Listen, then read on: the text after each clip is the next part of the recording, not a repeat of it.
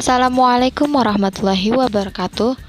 Teman-teman kan sudah belajar tentang lembaga keuangan dan bank di pertemuan 1 dan kedua yang dijelaskan Bu Faza.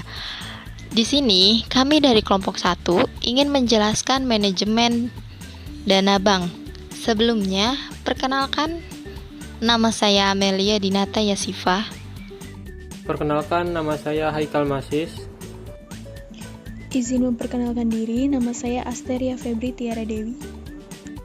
Dan saya Muhammad Kamaludin.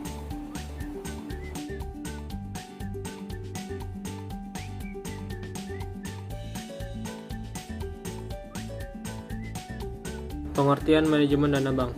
Manajemen dana bank atau bank fund management adalah ilmu dan seni mengatur proses penarikan dan pengumpulan dana yang optimal dan dengan cost of money yang wajar. Yang dimaksud dengan wajar adalah cost of money atau cost of fund plus overhead cost dapat bersaing dengan bank-bank lain.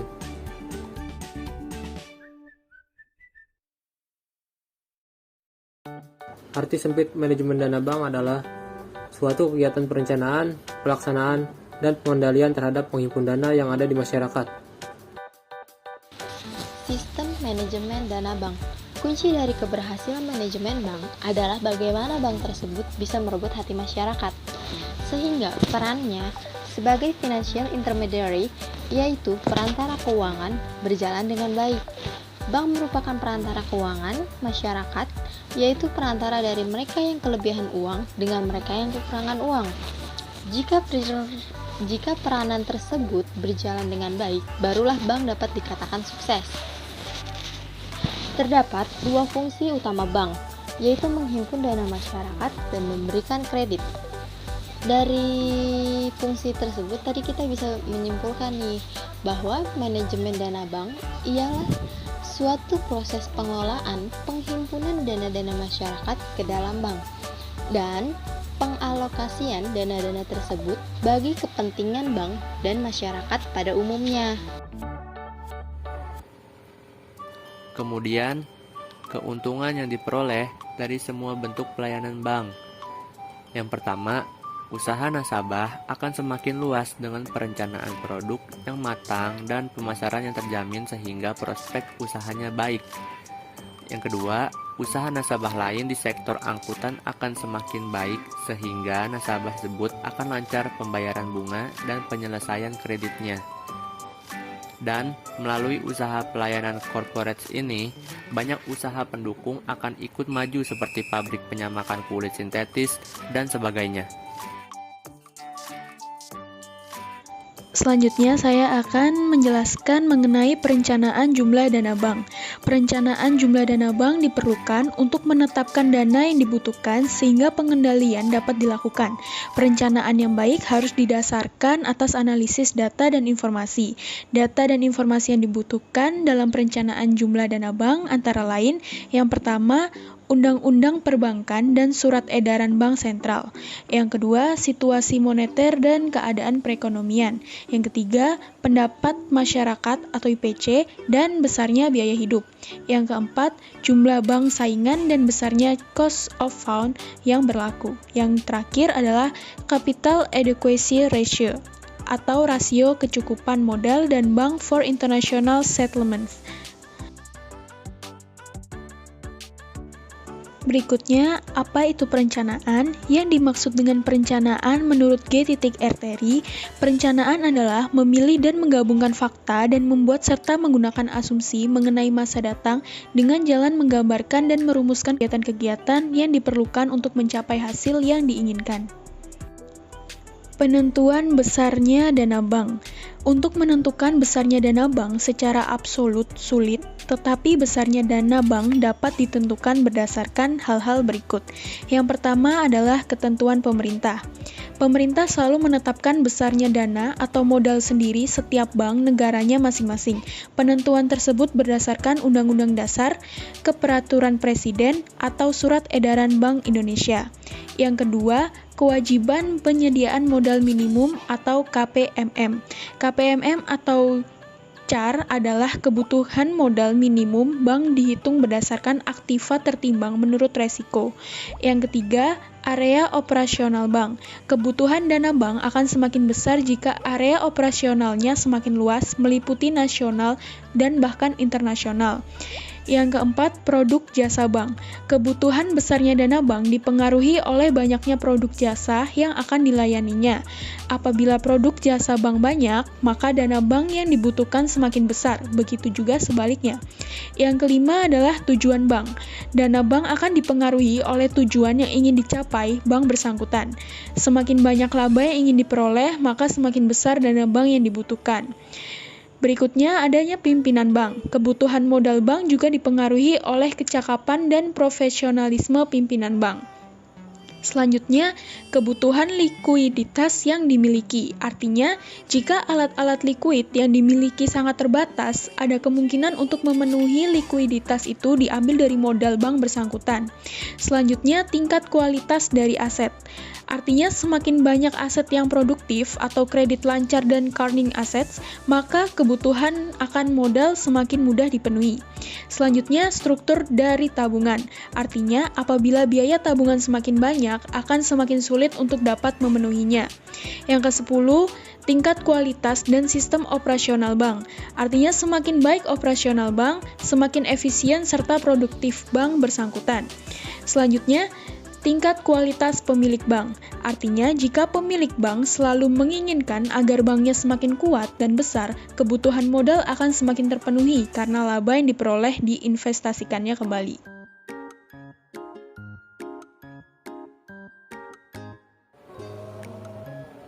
Sumber-sumber dana bank.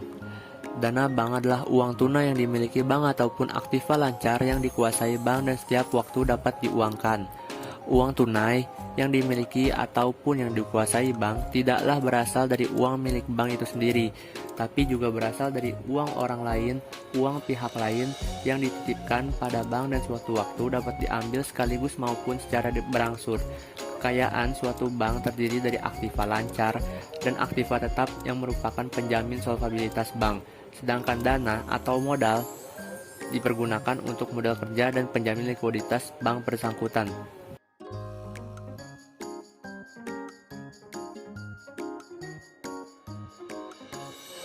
Kemudian ada asal dana bank. Yang pertama ada sumber intern. Sumber intern itu dana yang bersumber dari dalam bank seperti setoran, modal atau penjualan saham, pemupukan cadangan, laba yang ditahan, dan lain-lain. Dana ini sifatnya tetap. Yang kedua ada sumber ekstern. Sumber ekstern ini adalah dana yang bersumber dari luar. Contohnya deposito, giro, call money, dan lain-lain. Dana ini sifatnya sementara atau harus dikembalikan.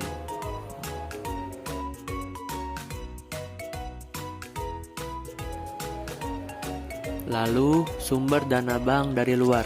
Yang pertama, ada dana dari modal sendiri. Contohnya seperti setoran modal dari pemegang saham, cadangan-cadangan bank, laba bank yang belum dibagi. Kemudian yang kedua, dana pinjaman dari pihak luar. Contohnya seperti giro, deposito, dan tabungan.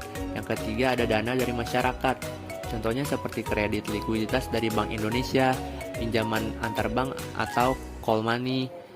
Kemudian pinjaman dari bank-bank luar negeri dan surat berharga pasar uang atau SBPU. Kebijaksanaan pengumpulan dan penarikan dana bank terdiri atas dua sumber. Sumber yang pertama adalah sumber intern. Yang termasuk sumber intern yaitu 1. Penjualan saham portofolio. Yang kedua, peningkatan nilai saham. Yang ketiga, penerbitan saham baru. Dan yang keempat adalah reinvestasi laba. Kemudian sumber yang kedua adalah sumber ekstern. Yang termasuk sumber ekstern adalah yang pertama, kebijaksanaan eceran. Yang kedua, kebijaksanaan distribusi. Ketiga, kebijaksanaan suku bunga. Yang keempat, kebijaksanaan waktu. Yang kelima, kebijaksanaan pemberian hadiah. Keenam, kebijaksanaan pencairan tabungan. Dan yang ketujuh adalah kebijaksanaan kombinasi. Manajemen dana asing bank adalah mengatur penarikan dan penetapan sarana tabungan yang efektif, agar pemilik uang tertarik untuk menabung uangnya pada bank yang bersangkutan. Dana asing ini memiliki arti sendiri juga, yaitu sejumlah uang tabungan atau pinjaman yang diterima bank dari pihak ketiga dan harus dikembalikan bersama bunganya sesuai dengan perjanjian. Dana asing bank ini sangat penting untuk operasi investasi suatu bank. Faktor penarikan besarnya dana asing bisa dilihat itu lumayan cukup banyak, yaitu 1. Kepercayaan masyarakat.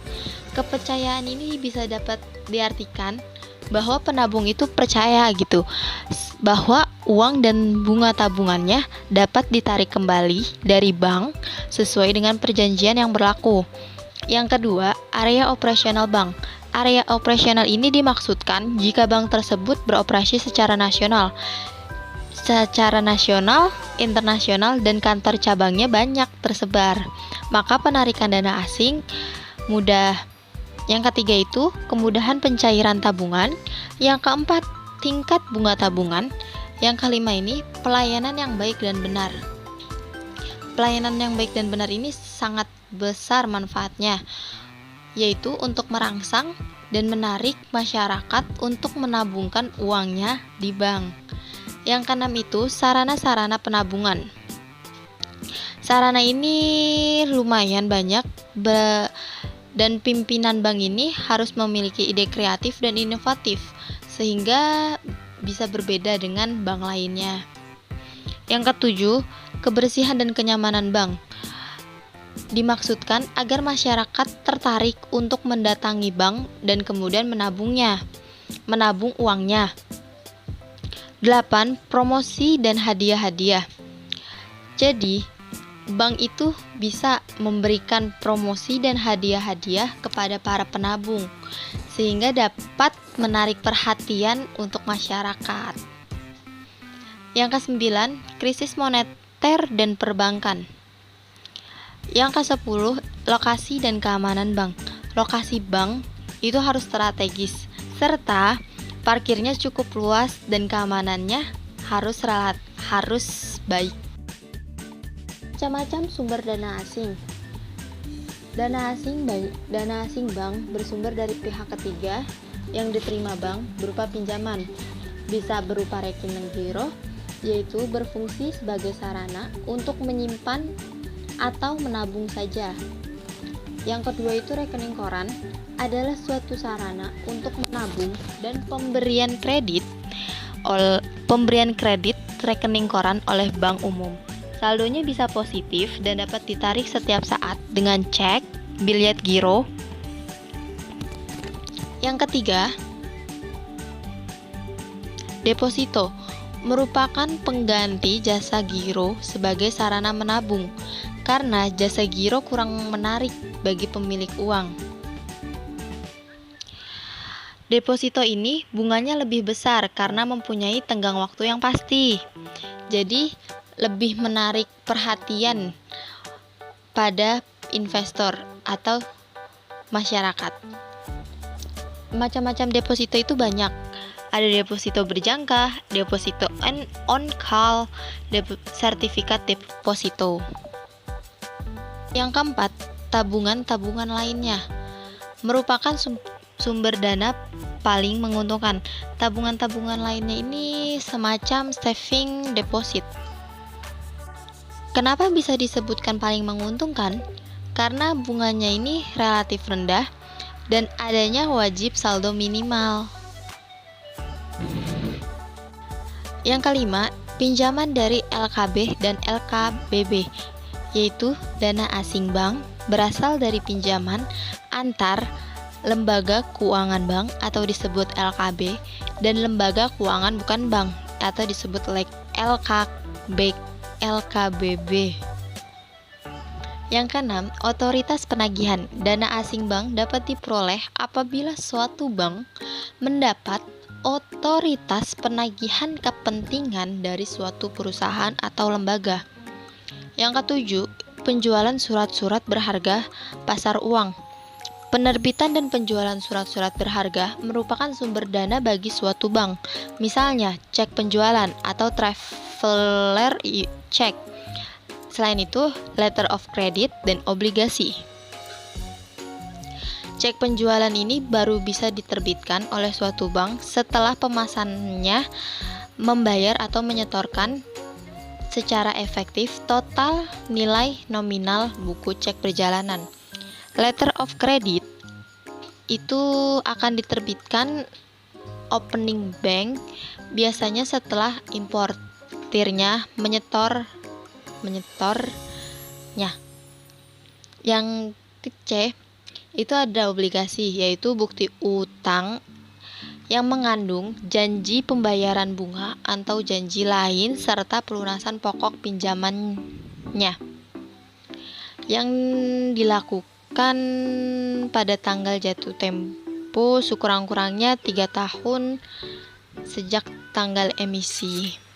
Yang ke-8 itu sumber-sumber lainnya, yaitu berasal dari pelaksanaan lalu lintas pembayaran seperti wesel check dan bank garansi yang jaminannya diberikan kontraktor atau bisa tersebut terjamin gitu berupa uang tunai, hibah, dan sumbangan.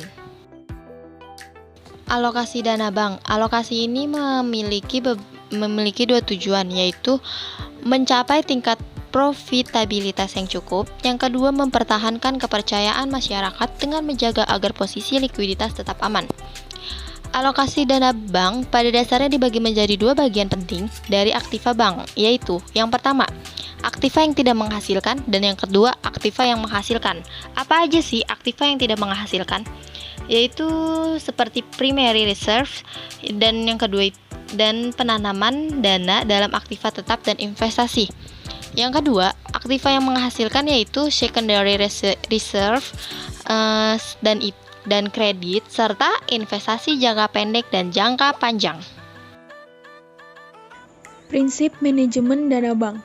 Prinsip penggunaan dana tersebut adalah yang pertama, sumber dana jangka pendek digunakan untuk investasi jangka pendek. Yang kedua, sumber dana jangka panjang digunakan untuk investasi jangka panjang. Artinya adalah untuk menentukan besar kecilnya buku bunga pinjaman atau dapat dikatakan sebagai harga produk yang akan dibebankan kepada nasabah terdapat beberapa komponen yang akan mempengaruhinya. Komponen-komponen tersebut antara lain, yang pertama, total biaya dana atau cost of fund, merupakan biaya untuk memperoleh simpanan setelah ditambah dengan cadangan wajib yang ditetapkan pemerintah. Biaya dana tergantung dari seberapa besar bunga yang ditetapkan untuk memperoleh dana melalui produk simpanan. Yang kedua, laba yang diinginkan. Menentukan besarnya laba juga sangat mempengaruhi besarnya suku bunga kredit. Dalam hal ini, biasanya bank melihat kondisi pesaing dan juga kondisi nasabah, usaha kecil ataupun besar. Yang ketiga, cadangan resiko kredit macet, merupakan cadangan terhadap kredit yang macet atas akibat dari suatu hal baik disengaja maupun tidak disengaja. Yang keempat, biaya operasi, merupakan biaya yang dikeluarkan oleh bank dalam rangka melaksanakan kegiatan operasinya. Dan yang terakhir adalah pajak, merupakan pajak yang dibebankan oleh pemerintah kepada bank yang memberikan fasilitas kredit kepada nasabahnya. Manfaat pengerahan. Yang pertama, bagi bank. Dari pemberian pinjaman kredit, bank memperoleh pendapatan bunga atau pembagian hasil keuntungan dari para peminjam. Yang kedua, bagi pemilik uang. Bagi pemilik uang berarti menjadikan uangnya produktif. Yang ketiga, bagi pemerintah. Bagi pemerintah dengan hasilnya, bank mengarahkan atau menghimpun dana masyarakat, berarti mengurangi volume uang beredar. Kemudian yang terakhir, maksud dan tujuan bank menghimpun dana. Yang pertama, sebagai dana operasional. Dana yang dihimpun dari masyarakat akan disalurkan kembali kepada masyarakat yang membutuhkan. Nah, dari aktivitas ini, bank akan mendapatkan pendapatan bunga dari para peminjam. Yang kedua, ada produktivitas dana. Bank menghimpun dana yang menganggur untuk dijadikan dana yang produktif, disalurkan untuk biaya usaha-usaha masyarakat sehingga menghasilkan atau produktif. Yang ketiga, sebagai alat cara pemerintah dalam melaksanakan kebijakan moneter. salah satu upaya pemerintah dalam mengendalikan inflasi. Contohnya, mengurangi peredaran uang yang beredar.